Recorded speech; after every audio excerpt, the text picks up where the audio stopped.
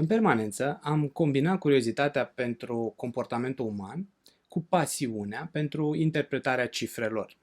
Lucru foarte accesibil în mediul online. Mi-am intrat în digital marketing în urmă cu 15 ani, timp în care am adunat peste 20.000 de ore de activitate practică, analizând cifre și intuind comportamente. Îmi place să-i ajut pe ceilalți, fie să dobândească cunoștințe noi sau să înțeleagă și să-și clarifice mai bine lucrurile deja învățate.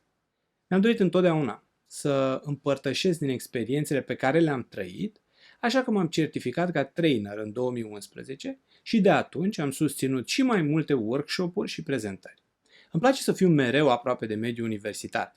Am asistat studenții din București, de la Academia de Studii Economice, de la SNSPA, din Cluj, de la Babeș-Bolyai sau de la alte universități din țară să se apropie de marketing online, fie prin metode clasice, fie prin metode ceva mai jucăușe de livrarea informației.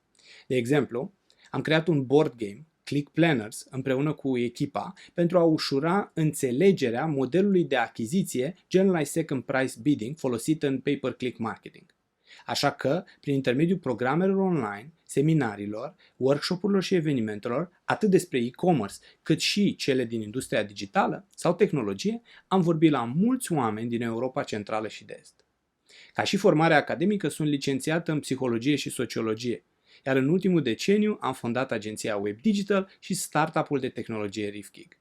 Am lucrat cu peste 500 de companii, ajutându-le să-și crească cifra de afaceri și am antrenat și călăuzit, pas cu pas, peste 50 de profesioniști în marketingul centrat pe performanță. Rămânând tot la cifre, am gestionat peste 20 de milioane de euro în bugete de media, fie singur, fie împreună cu echipa,